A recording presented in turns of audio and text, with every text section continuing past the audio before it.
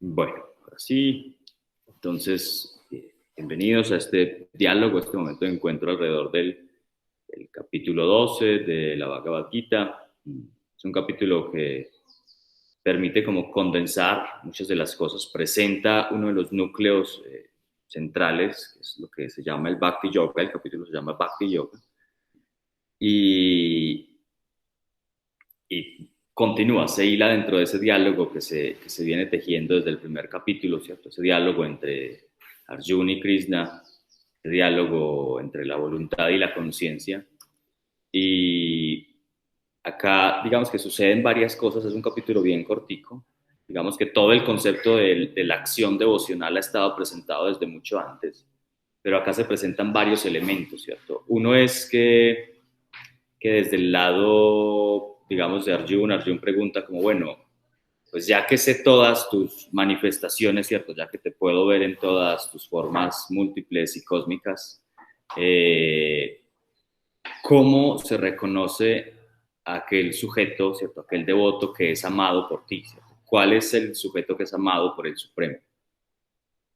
Y eso, pues, como que es una puerta de entrada a hablar el tema, ¿cierto? ¿Cómo desarrollar ya no el amor hacia lo supremo, sino cómo poder ser amado por el Supremo? Ese sería como el primer tema que quisiera ponerles ahí en la mesa. Lo otro que se presentan son como ciertas etapas, como que dicen, hay ciertas etapas en este proceso como que de desarrollo, como que la más poderosa es esta, pero si no te da esta, pues ensaya con esta, pero si no te da esta, todavía ensaya con esta, si no te da esta, pues entonces por lo menos haz esta, ¿cierto? Eso quisiera como que lo conversáramos hoy en esta mañana. Y bueno, el resto del capítulo, que es como la mayor parte, se dedica a presentar como los atributos, ¿cierto? Las características de aquel que es un buen devoto. Y pues hay un montón de elementos que uno los lee y inmediatamente quisiera tenerlos como parte de su vida, el no reaccionar, el aprender a ser ecuánime, el pues que le valga lo mismo un lingote de oro que un pedazo de tierra. Bueno, hay un montón de elementos que están ahí presentados y también podemos como conversar un poquitín sobre ello. Así que bueno, les dejo ahí como el mapa, como que siempre hacemos, como que siempre hago al inicio, les dejo el mapa de este capítulo y con ello pues la invitación a que ustedes nos hablen sobre eso, qué entendieron por el sentido del bhakti, ¿cierto? ¿Qué se entiende por esto de ser amado por el Supremo, sobre esas etapas, si están de acuerdo con ellas, con ese orden, y sobre esos atributos, sobre esas características que se mencionan. Así que bueno, si alguien se anima, de los que están ahí virtualmente a compartir algo, pues saben que levantan la mano, los que están acá físicos también pues levantarán la mano eh, cuando lo sientan. Así que bueno. ¿Quién quiere ser el primero en compartirnos algo sobre este capítulo hoy? No se hagan rogarse.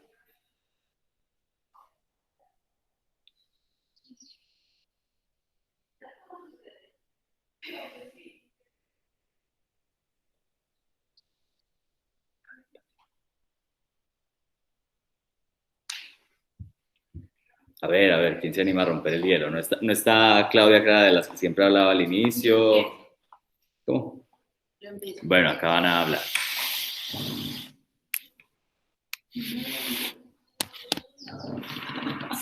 ¿Eh? Hola, buenos días. Pues estuvimos acá leyendo, digamos, como de las grandes cosas que plantea el capítulo. Es como que hay dos formas de percibir a Dios, como desde la forma amorfa e invisible o desde la forma visible y con forma. Y como que en los análisis, pues, si la forma de interpretarlo decía, pues o lo que entendíamos o lo que entendí que le decía Krishna a Arjuna era que para los que estamos pues los que tenemos como forma física, es más fácil acercarnos pues como a Krishna o a Dios, visualizándolo también con esa misma forma, como que a eso hace que sea más fácil porque estamos identificados con el cuerpo, entonces pues es más fácil verlo y visualizarlo también así. Como unas frases que me parecieron interesantes, como que no se accede a Dios mediante los sentidos, pues ya hemos discutido como en otras sesiones el tema de los sentidos. Eh, Cada cual está donde está su mente y también pues lo conecto con el ejercicio, pues como con la última parte de la meditación que nos pusiste ahorita, como de concéntrate en mí, aunque yo no sabía ni era quién. Y tuve ahí una discusión interna con ese tema. Y como que lo de los pasos o estadios de los que mencionaste, como que habla de los rituales o el conocimiento o la meditación o tiyaga, que no sé cómo se traduce, ahí lo mencionan como lo relacionan como con alcanzar un estado de paz o algo así. Podrías tal vez hablarnos también de eso. Vale. Gracias, Carlos. Bien, ya alguien ya se animó a hablar. ¿Quién quiere como proponer algo? Eso, la semana pasada hablábamos sobre esto de lo personal o lo impersonal, ¿cierto? Las formas de acercarnos a Dios desde lo personal o lo impersonal. ¿Quién sigue? A ver, se hagan rogar de nuevo.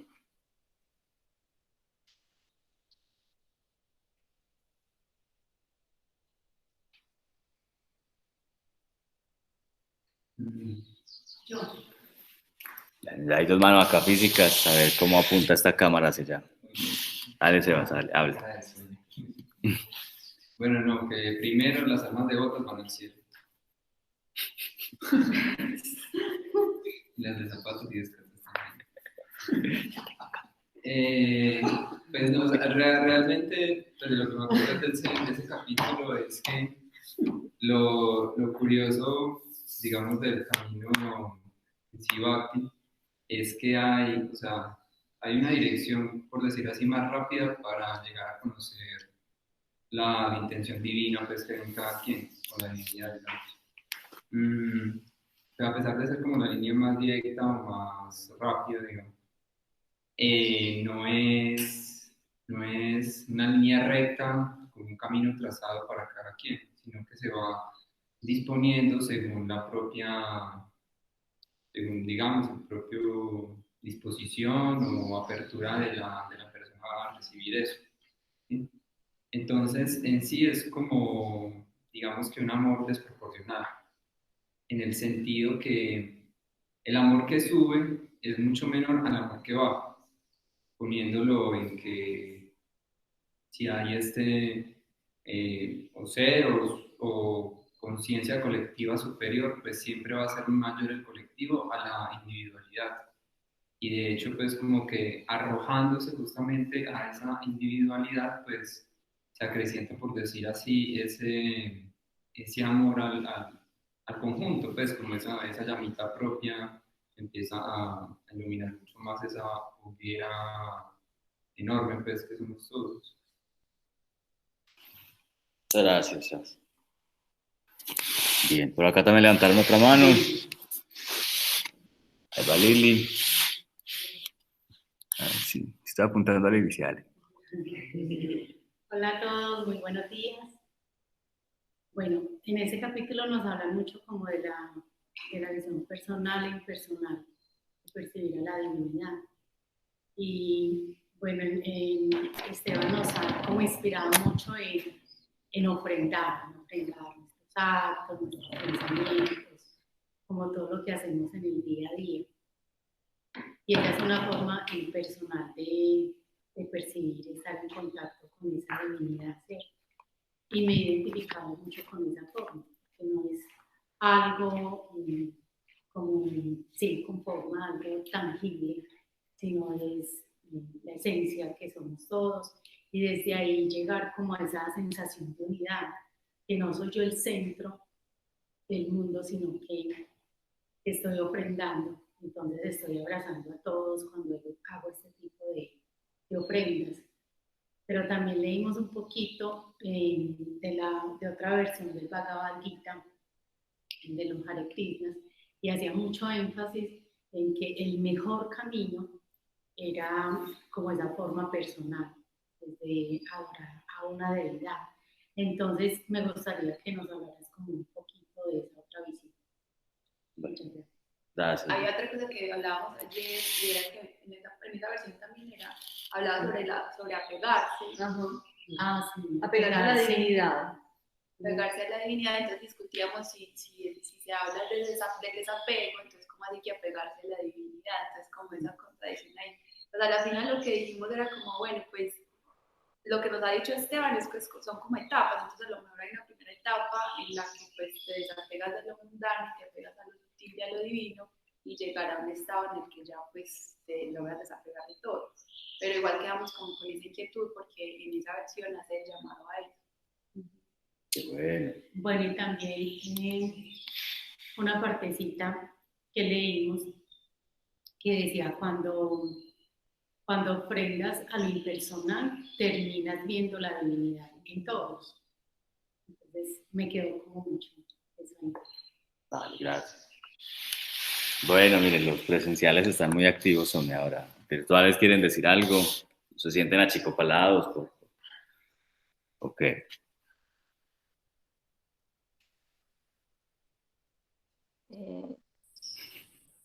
Hola. Vale, María. Bueno, yo sí estoy achicopalada.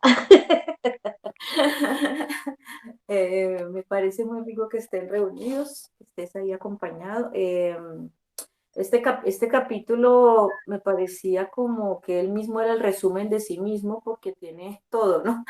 Pero también esa parte de amar, adorar a la forma visible o invisible. Yo no sé, porque casi siempre nosotros ahora, por ejemplo, en esta meditación lo estaba pensando, estamos como en esa parte invisible y aunque él dice que es la parte más difícil, ¿no? Porque siempre si lo humanizamos un poquito a ese Dios y lo vemos en una figura y le damos ofrendas y a una cosa que está ahí virtual, eh, es muy válido, pero hacer como hacemos nosotros una meditación pensando solo en nuestro ser, o sea, instalándonos en el ser, eh, pues dice que es como difícil. O sea, Arjuna le propone, no, tú ámame por mi forma, porque me ves, haciéndome humano es más fácil por los sentidos llegar a mí. Y, y yo no sé si es que estamos nosotros en el camino árido bueno, o algunos que no estamos con una imagen ahí frente haciendo como esa devoción, sino la devoción por hacer cada acto significativo para otra persona, no más. No sé, bueno, me quedo ese... Gracias, María. Vale, dale.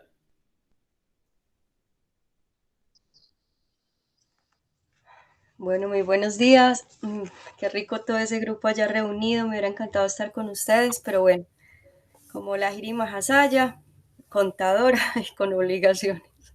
Un saludo a todos, casi todos los conozco y un abracito de verdad, muy, muy cariñoso. Bueno, acá hay una partecita, dice, conserva la mente absorta solo en mí, concentra en mí tu percepción discernidora y sin sombra de duda morarás eternamente en mí. Entonces, bueno, lo que yo conecté como con esta partecita del Gita es como la forma en cómo meditamos.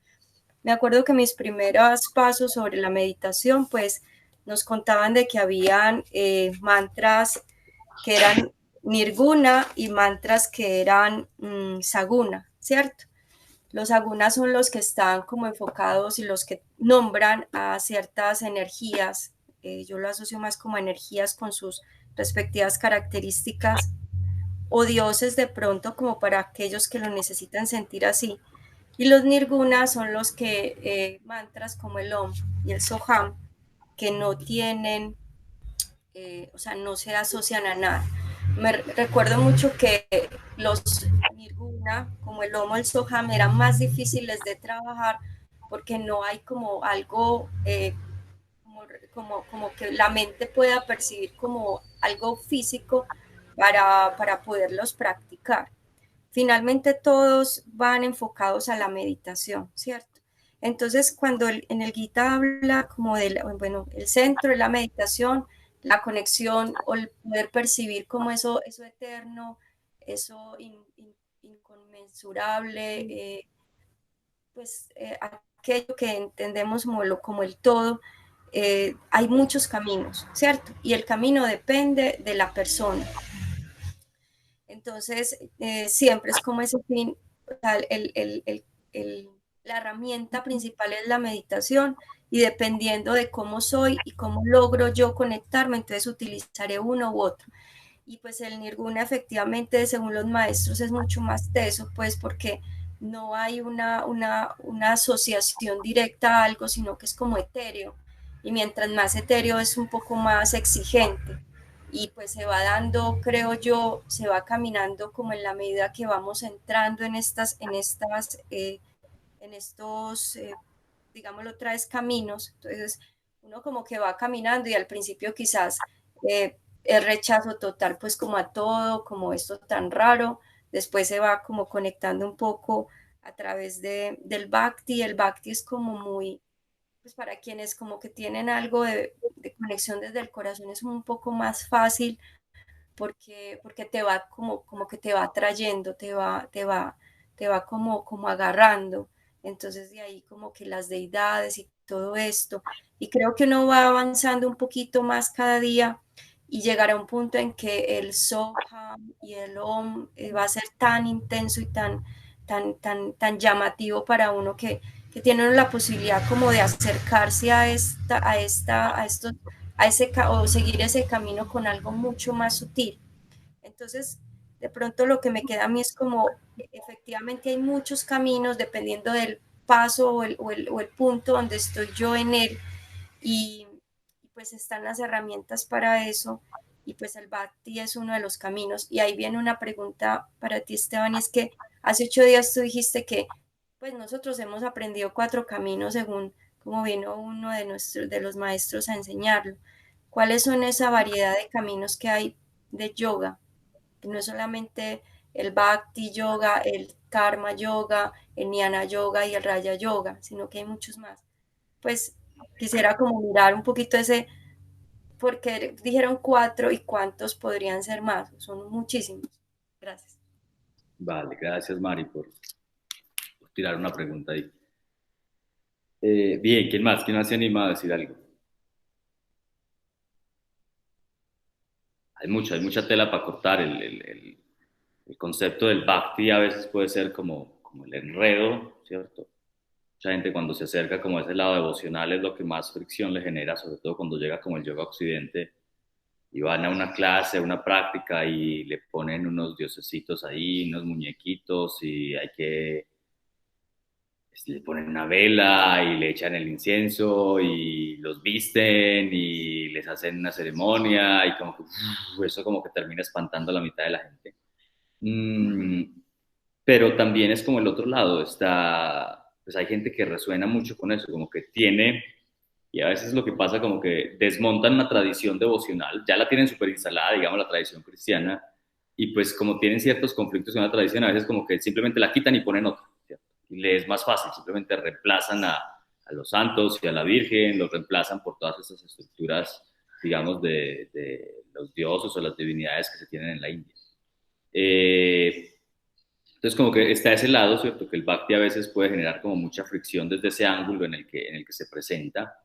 Y pues hablando un poco sobre eso, sobre el lado como que pues, personalista o impersonalista, mmm, como decían acá, ¿cierto? Lo importante también dependerá de la fuente. Pues, si uno lee la versión Hare Krishna, pues la versión Hare Krishna le va a decir, no, lo importante es la versión personal, ¿cierto? Lo importante porque entienden y digamos que le dan el sentido a este diálogo y dicen, no, Krishna es lo más elevado de Dios.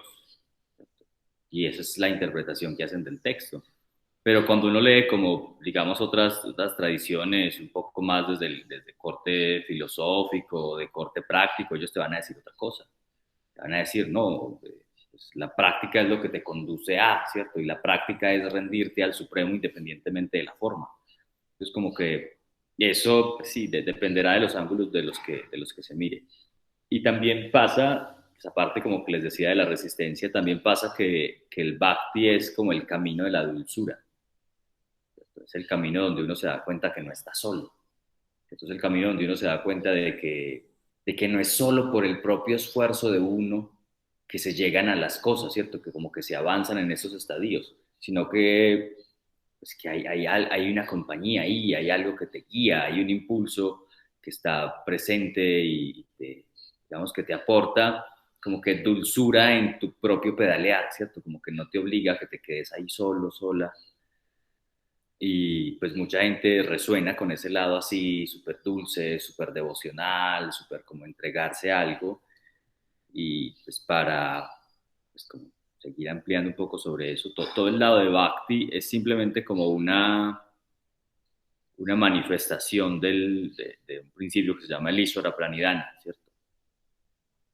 El Isvara Pranidhana es simplemente como que entregarse a lo supremo, ¿no? Que es bien interesante también verlo desde ese lado. Digamos, Patanjali lo presenta así como el Isvara Pranidhana, y el Isvara Pranidhana lo que se define como Isvara es como el Señor, ¿cierto? De hecho, es como uno de los niveles de entender lo supremo, pero sin ningún nombre, ¿cierto? Sin ninguna carga, sin ningún atributo. Eh, Mientras que, digamos que el texto de la Gita plantea es ese atributo, ¿cierto? Esa forma con esas cualidades, con esas características, y a él es el que hay que entregarse.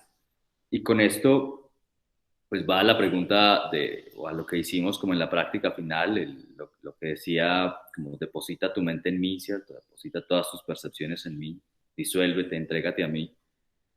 Claro, uno lo puede ver desde el ángulo como está en el texto. Entonces en el texto dice, pues Krishna dice, entrégate a mí. Entonces uno que tiene que hacer, pues entregarse a Krishna, ¿cierto? Lo puede ver desde ese lado. Entonces por eso entregarse a él, pues uno le hace las postraciones, le prende la velita, le pone flores y es parte interesante y bonita del ejercicio. Pero pues teniendo presente como el símil que presentábamos desde el inicio, pues todo esto es entregarse como lo que les dije al final de la práctica, ¿cierto? Entrégate a mí y todo el rollo, pero eso es lo que te dice tu corazón. O sea, entrégate a tu corazón, disuélvete en tu corazón. Cuando se hace desde ese lado, claro, ahí se despoja de esa carga de darle como un aspecto personal, y se abre la posibilidad de que cada quien aprenda a rendirse a sí mismo. Y eso, bueno, hay como unas puntadas para invitarlo a hablar, a ver si alguien más se anima a decir algo. Dale con confianza.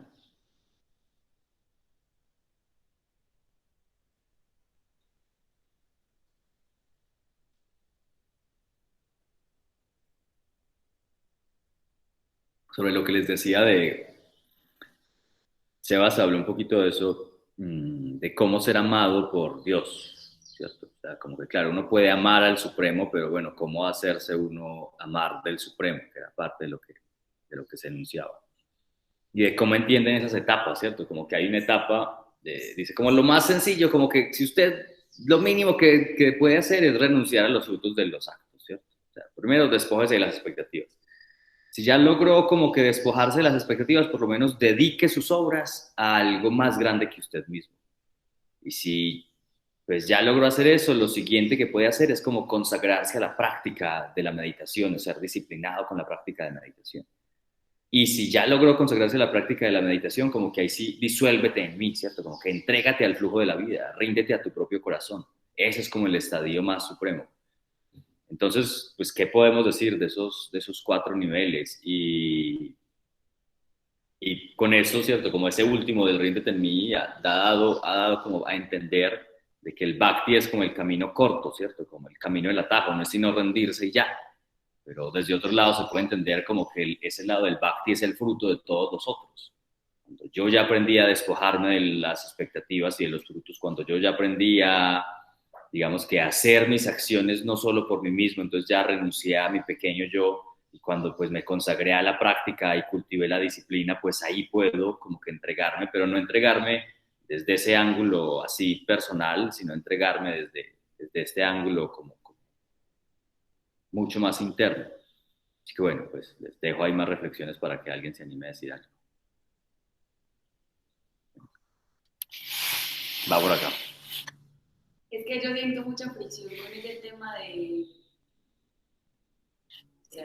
no, pero con ese tema de que tengo que hacer algo para agradar a Dios. Pues porque a mí me gusta esa imagen de que Dios es amor incondicional y que pues, yo soy una pichurria o si puedo cumplir con todas las condiciones que además me parecen una lista pues como pues las veo súper inalcanzables. Entonces no sé, pues ahí como que siento un punto de conexión. Qué bueno. Entonces, puedo ir a como con otra pregunta de Karen. Y si en ese mismo sentido, o sea, ¿qué tan práctico es, por ejemplo, solo ese primer estadio de desapegarse de los frutos de las obras? O sea, listo, que ya de por sí me empiezo a hacer obras por los otros, digamos que ya de sí es difícil, para no, o sea, no para uno mismo. Aunque eso mismo pues no le puede traer frutos.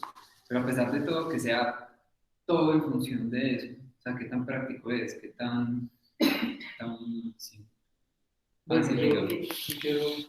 Dale, dale. Ya no, ya.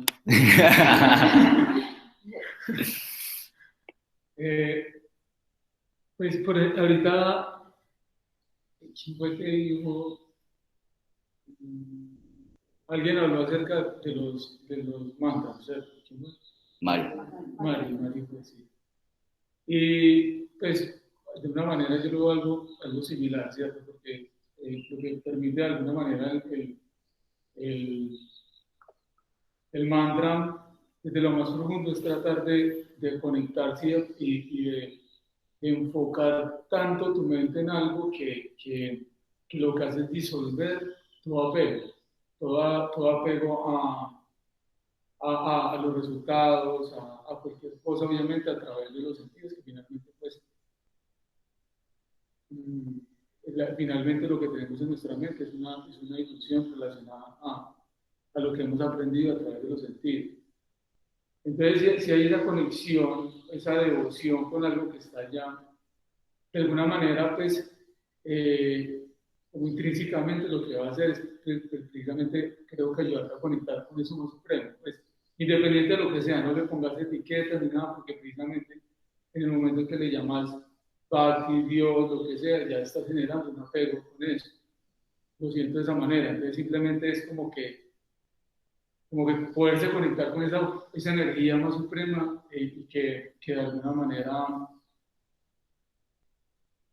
sí, te ayude como a romper todos esos condicionamientos mentales. Y a la medida que tú rompas eso, pues seguramente te vas a conectar más con lo divino. Y las cosas van a empezar a fluir como una energía diferente, porque nos permitirá conectarnos como con otras cosas mucho más elevadas que los sentidos. Claro. Va por acá. Levanten la mano, mira. Y es que a mí todo ese tiempo, pues a mí la parte que más me gusta pues del yoga es como desde la filosofía, es la no dualista radical, o sea, Dios está en mi punto, ¿cierto? Como que yo creo fehacientemente en eso. Entonces cuando a mí me dicen que es ofrendar todos los actos, todas las cosas, todo lo que hago, todo lo que pienso, todo lo que siento, me parece maravilloso porque finalmente me lo estoy ofrendando a mí mismo. Pero cuando yo me despojo de todo eso, en algún momento, yo me pregunto si yo ofrendo todo, ¿dónde queda la autorrealización? Se supone que la autorrealización también es parte de poder, digamos, permitir que Dios habite en mí y florezca la parte de Dios que hay en mí. Entonces, como, bueno, ¿en qué punto queda esa autorrealización si ofrendo todo? O si me, desaparezco como ser sí, me disuelvo para los otros. Como, ¿cómo está la autorrealización ahí? Que creo que también es una cosa por la cual estamos encarnados. Qué bueno. Bien. ¿Alguien más por acá que quiera decir algo?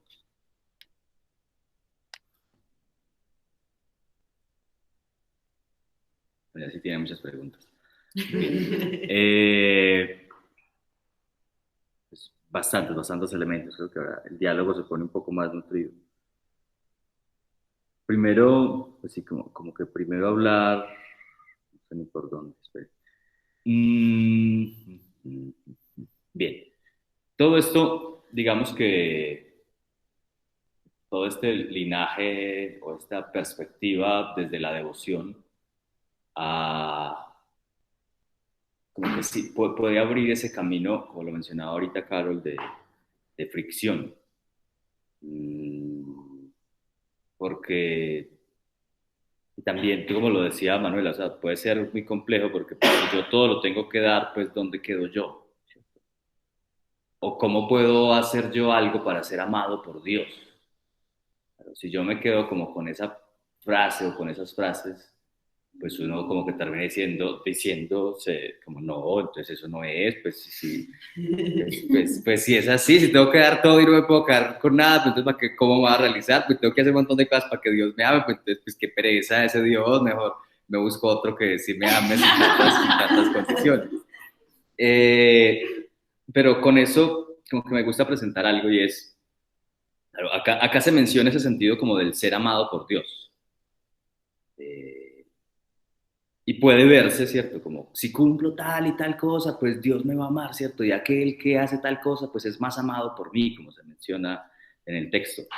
Pero cuando uno se pone como a mirar cada una de esas características o cada uno de esos atributos, la forma que me gusta decirlo, no es, o sea, como que la frase que se puede utilizar en la traducción es como ser amado por Dios. Pero de pronto una forma más linda de entenderlo puede ser dejar que el amor de Dios se manifieste a través de mí. Pero yo qué tengo que hacer para que el amor de Dios se manifieste a través de mí? Pues tengo que quitar un montón de cosas que impiden que eso suceda. Y todas esas cosas, pues es a lo que hablan ¿cierto? Pues cuando yo estoy demasiado apegado a los sentidos y a la avidez y a la aversión, pues a ese amor le cuesta manifestarse. Porque cada vez que quiera manifestarse, pues va a encontrar mejor dirigirse hacia un lado o hacia el otro. Cada vez que yo quiera pues manifestar el amor, pero pues tengo demasiado apego a este cuerpo, tengo demasiado apego a las personas, pues ese amor de Dios le va a costar manifestarse porque como que va a decir, no, a tal persona sí, pero a tal persona no. Entonces como que cuando uno quita ese chip de pronto claro, no es ser amado por Dios, sino como limpiarse, ¿cierto? Lo que se propone con esto es, claro, aprender a quitar corazas, y cuando yo quito corazas, pues puedo dejar de que ese amor de Dios se manifieste a través de mí. Y no tiene que ser de Dios, simplemente dejar que el amor se manifieste a través de mí. Y para uno dejar que el amor se manifieste a través de uno, pues cuando uno camina un poquito se da cuenta de que hay ciertas cosas que pueden bloquear esa manifestación del amor. Y pues la invitación con este lado de la práctica o desde ese lado es eso. Mm, hay hay un elemento que mencionaban al inicio en función del apegarse, ¿cierto? Apegarse a lo supremo. Entonces uno dice, pero eso es un apego, pero no están diciendo que se desapegue. Y eso,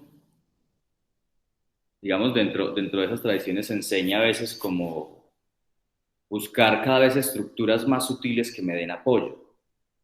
Entonces, digamos que es como un trabajo como con las adicciones. Yo no sé si alguno de ustedes ha sido adicto a algo, ¿cierto? A respirar, por ejemplo, cosas así. Pero cuando uno es adicto a algo, parte de la recomendación que le hacen para dejar la adicción es ¿cuál? Adicciones sea otra cosa que no sea tan destructiva. Y una de las cosas normalmente es Dios. Hay muchas, por ejemplo, la Fundación de Luz lo pone a uno perfecto con Dios. Vaya Dios y deje las drogas. Así, literalmente. Y ese ejercicio como que aplica y pues, tiene una base práctica que es interesante, ¿cierto? Si yo soy adicto a golpear, por ejemplo, pues de pronto cambio esa adicción por acariciar.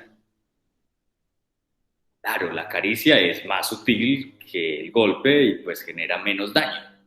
Y ahí me apegué a una cosa pues que es menos nociva.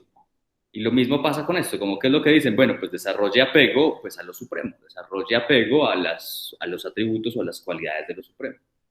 Y de esa forma pues uno se aprende a desapegar o se logra desidentificar de esas cualidades o esos atributos más densos. Entonces, cuando dicen, claro, apégate a mí, ¿cierto? Apégate a Dios, apégate a lo supremo, es simplemente como una invitación a rendirnos a las cosas más densas. Pero con eso, pues también siempre me gusta decir, es como un cuento, pues igual, discúlpanse que muchos de ustedes lo han escuchado, A mí me operaron de una rodilla, entonces, pues claro, me operaron de una rodilla, entonces yo me la pasé en muletas unos meses y todo el rollo. Claro, esas muletas fueron mera salvación, o sea, si yo no tenía esas muletas no me hubiera podido mover. Claro, pero ya luego de que me terminé de recuperar, pues yo no tenía que andar con las muletas para todos lados, ¿cierto? Las muletas son útiles en cierto momento, pero hay cierto momento donde hay que soltarlas. Y tampoco como esas muletas me salvaron durante 3 meses y me permitieron moverme durante un tiempo, entonces pues las voy a poner en el altar y les voy a prender una velita, salve muleta, ¿cierto? Larga vida la muleta. Claro, y a veces nos quedamos con eso, o sea, nos quedamos con esa concepción. Claro, esto fue lo que me salvó, esto fue lo que me permitió durante cierto tiempo y me apego a él.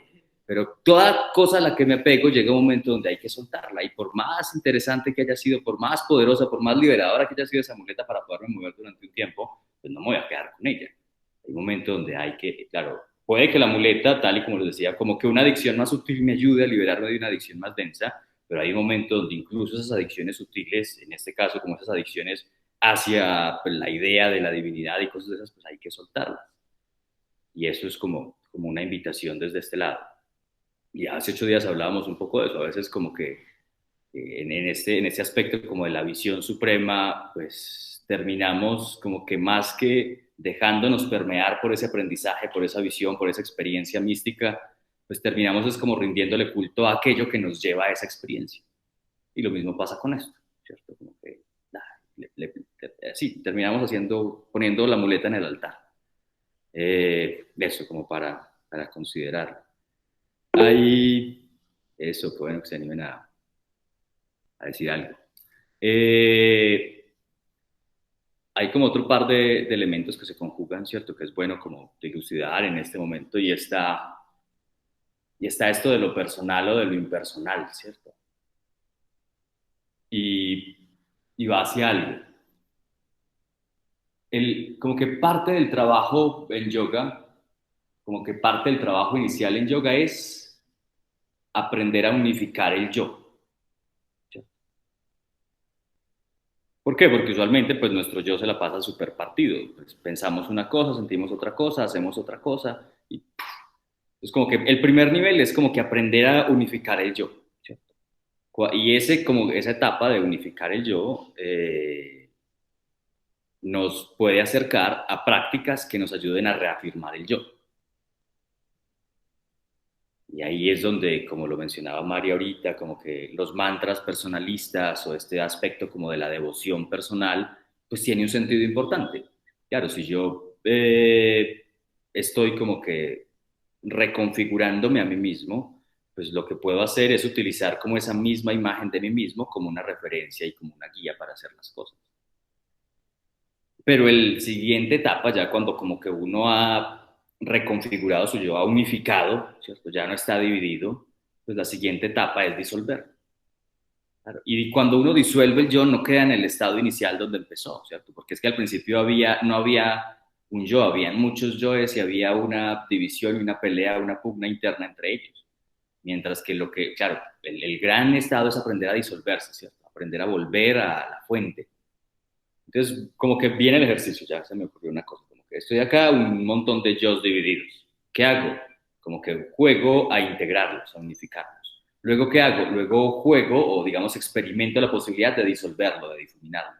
Y cuando ya he experimentado esa disolución, lo que luego vuelvo y hago es que desde esa disolución, conservando esa conciencia de esa disolución, puedo volver a tener un yo que manifieste esa disolución, que manifieste esa unión con lo supremo. Y digamos que ese circuito, pues es largo, ¿cierto? Pueden pasar siglos haciendo cosas de esa naturaleza, pues porque tenemos como que demasiada fricción entre nuestros propios aspectos internos. Y con eso, digamos que se hila a ese lado personal o impersonal, como que en este lado de abajo que les trazaba, bueno, abajo ahí en la cámara, que les trazaba como que estaban los múltiples yo y como que estaba ya el yo unificado, pues en ese cuadrante inferior aplica todo todo el lado superpersonalista. Claro, es mucho más fácil desde ahí crear un vínculo con una forma personal de lo supremo. Pero cuando ya uno como que logra experimentar, como les decía, ese aspecto de disolución, ya la disolución es absolutamente pues no personalista, ¿cierto? Porque ya se desdibuja incluso la idea de sí mismo, y en el desdibujar esa idea de sí mismo como que se logra experimentar la realidad más allá de todos los nombres y todas las formas. Y cuando el siguiente paso, que es como vivir desde ahí, manifestarse desde ahí, abre como esa puerta también desde ese lado impersonal. No es simplemente, ay, es que Krishna me habla al oído, ¿cierto? Entonces, pues puedo hacer eso. Sino verlo desde ese ángulo distinto. Es como que todo el cuadrante más alto representaba ese lado impersonal. Pero, pues, ¿qué es lo que sucede? Es que la mayoría de nosotros nos la pasamos en la parte de acá. Entonces puede que sea mucho más fácil para nosotros crear un vínculo con ese lado personal de lo supremo. Pero pues para algunos de pronto es mucho más o genera menos fricción, menos conflicto, pues acercarnos desde este lado. Entonces como que está dependiendo, digamos como que se puede acceder a él dependiendo de los momentos o de los cursos de vida en donde estemos, o la etapa en la que estemos. Y como un elemento más, pues de acuerdo a lo que ustedes presentaban, era como como que dónde está, si yo me dedico a ofrendar las cosas, digamos que lo decía Sebas, bueno, ¿qué tan útil es eso? ¿Qué tan útil es solo despejarme de los frutos? Y eso, desapegarme de la expectativa, liberarme de la expectativa. Y eso como que nos lleva a considerar que es parte de ese trabajo que les decía de quitar las corazas, ¿cierto? Para dejar que el amor se manifieste. Porque si yo voy, digamos que liberándome de la presión que me genera, pues querer que las cosas sean como yo quiera, pues puedo aprender a amar las cosas tal cual como son. Y esa es como la primera etapa, ¿cierto? Que se presenta acá. Pues, lo mínimo que uno puede hacer es pues dejar de alimentar esos yoes múltiples. Eso es desapegarse de las expectativas. Y luego, ¿qué viene? Pues ofrende todas las acciones. ¿Y qué es ofrendar todas las acciones? Darle solo una dirección a todos esos yoes para que sean uno solo. Y luego viene, claro, metas en la práctica, o sea, metas, entréguese a la práctica constante de la meditación. Y la práctica constante de la meditación es que es aprender a disolver en ese otro aspecto en el que estaba. Y ya luego es actuar manteniendo la mente unida en mí, ¿cierto? Que era como el cuarto cuadrante. Y en estos como que niveles que se presentan en el Gita y que les mencionaba ahorita. Y ahí, pues, se puede como trazar un poco ese mapa. Pero queda como la otra pregunta que hacía Manuela en función de la autorrealización, ¿cierto? Como que si yo dedico mi vida a los otros, pues, ¿qué pasa conmigo? Y eso pues, se hace bien bonito porque ¿qué es uno que no sea en relación con los otros? ¿Cierto? En la medida de que uno puede hacer algo por los demás, pues está haciéndose algo por uno. Hay como un ejemplo que creo que lo hemos hablado acá y es ¿qué es lo que pasa cuando, digamos, una célula del cuerpo se cree más importante que otra y comienza a multiplicarse más y dice, no, yo soy la que debo estar en todos lados? Se vuelve un cáncer, ¿cierto? Y eso pasa con la humanidad, ¿cierto? No, yo soy el que pienso mejor, todos deberían de pensar como yo. Claro, y si comienzo a hacer eso y comienzo a hacer que toda la gente piense como yo, pues termino volviéndome en un cáncer. Hoy en día tenemos muchos cánceres en este cuerpo llamado humanidad. Y ahí es donde está como el trabajo lindo del ofrendar, ¿cierto? Del entregar. Uno simplemente pues, se dedica a cumplir su labor dentro del gran sistema llamado humanidad. Cuando uno como que se dedica a eso, pues uno cumple su función y así como pues hay algo interesante con esto. Y es como, ¿cómo sabe una célula que es célula de hígado y no célula de hueso? ¿Y cómo sabe que es célula del corazón y no célula del cerebro? ¿Cierto? Como que hay una sabiduría que rige eso y permite que cada una esté en su lugar.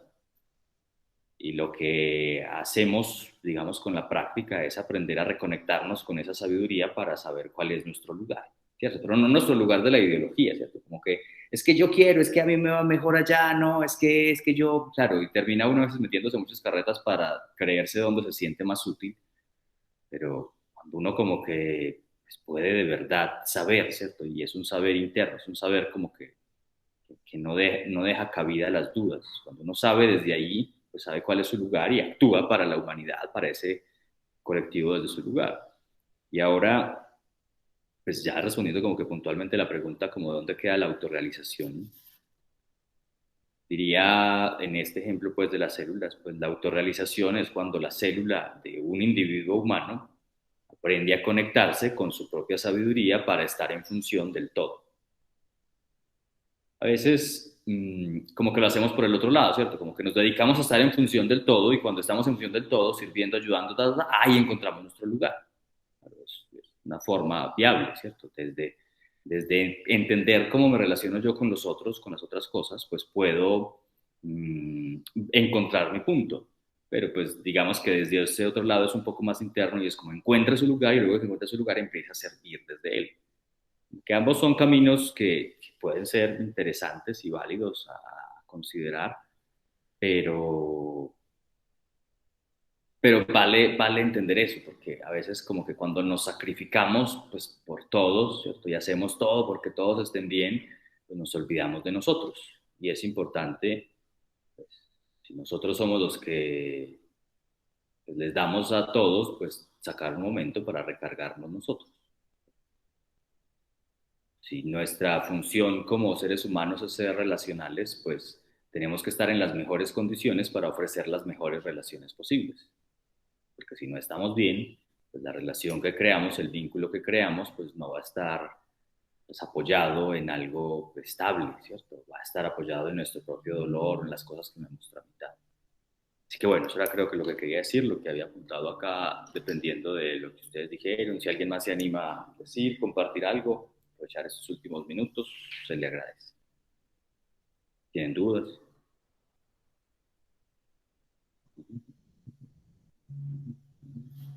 Compartir una última cosita. Leuro, hermano. Bueno, compartiendo una última cosa, y era que eso decías en cuanto a dejarse permear para simplemente quitar las muletas del altar.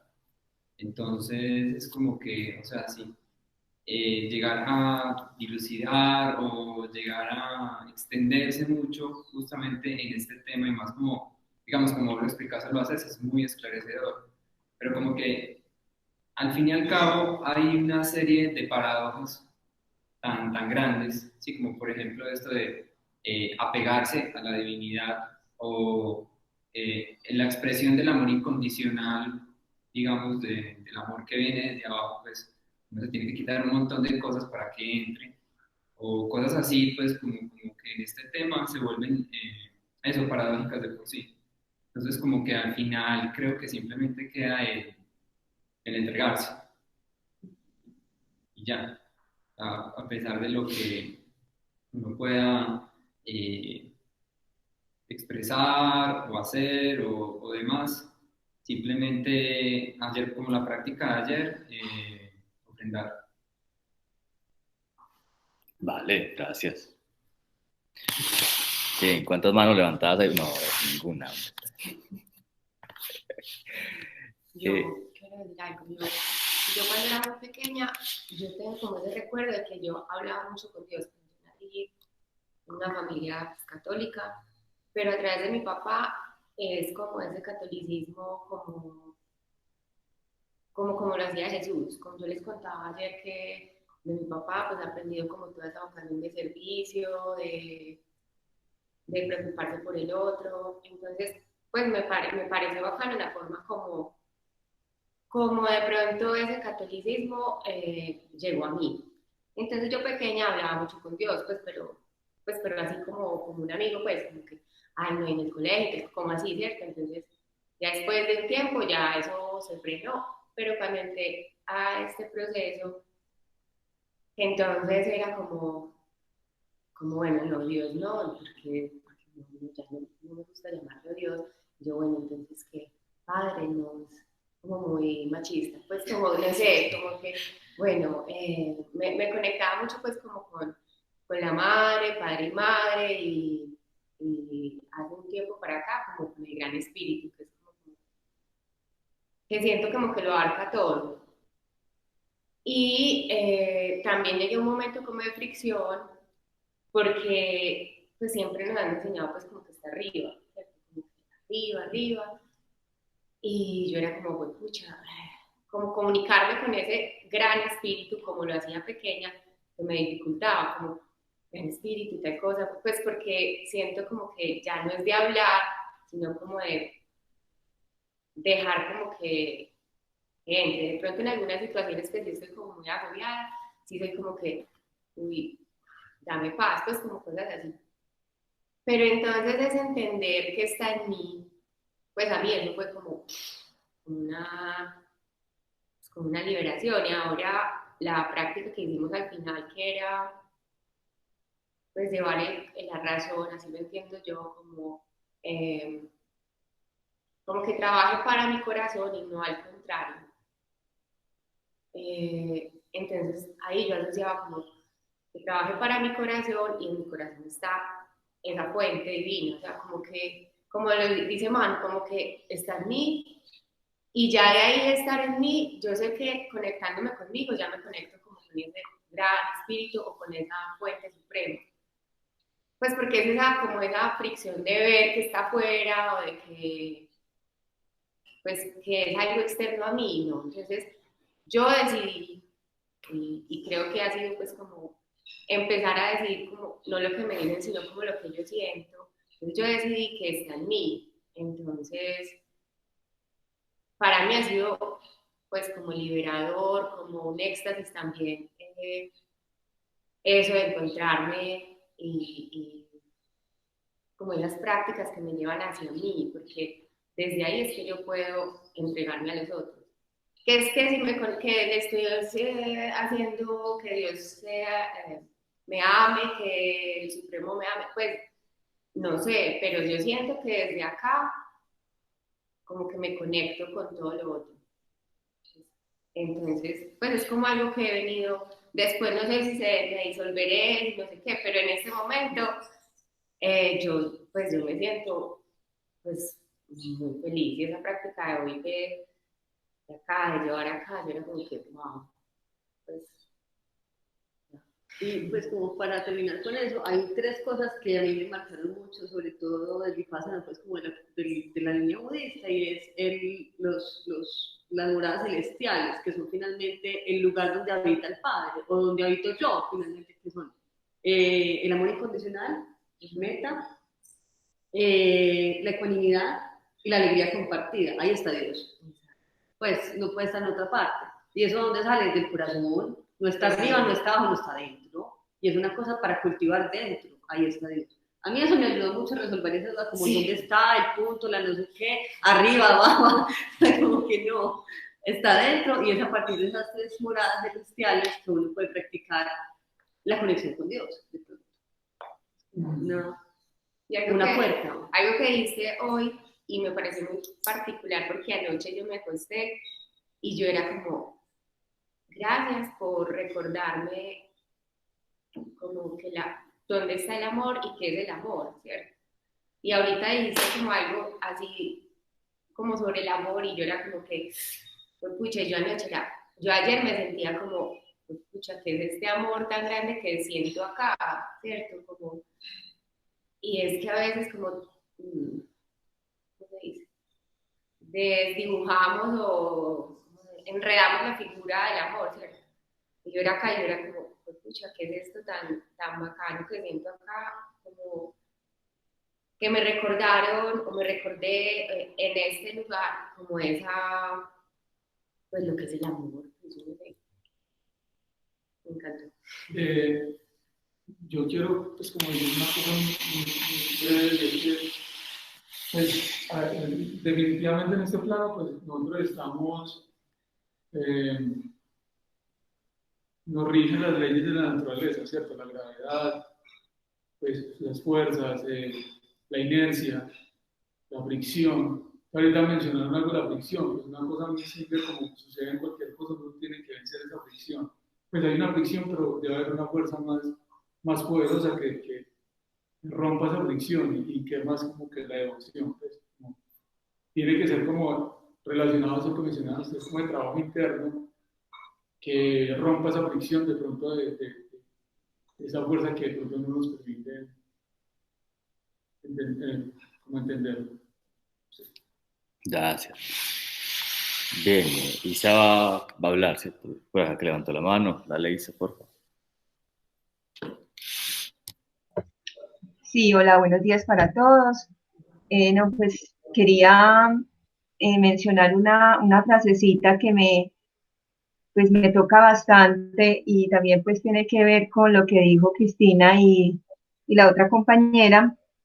Es una frase que permanentemente repite el padre Hernando Uribe y dice, pues yo creo que está en la Biblia, pero como él la repite tanto, yo digo que es de él.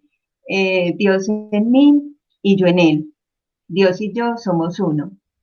Pues bueno, uno puede, si tiene unos problemas con la palabra Dios, pues uno ya la puede cambiar.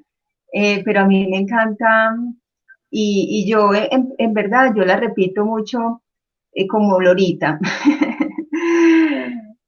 Pero realmente me ha servido repetirlo mucho así como Lorita, pues digamos como un mantra. Y realmente, y cuando estoy, digamos, en la clase de hoy, en la práctica que nos hiciste hoy, o en prácticas de yoga, o en la meditación, ahí sí lo siento, pues me parece tan lindo, o sea, ahí realmente sí lo experimento.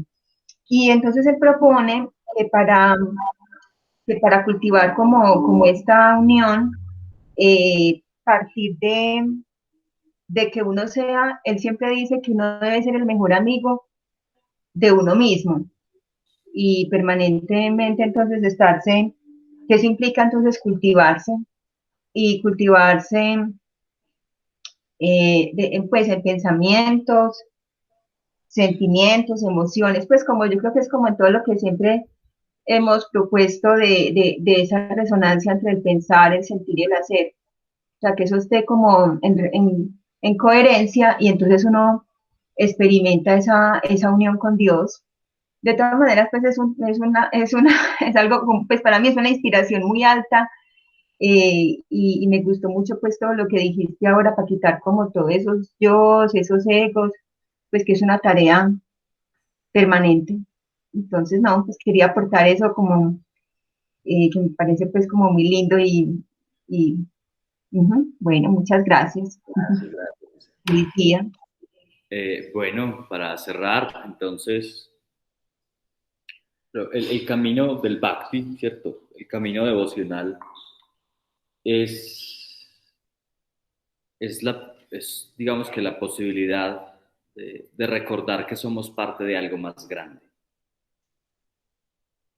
Esa es su esencia.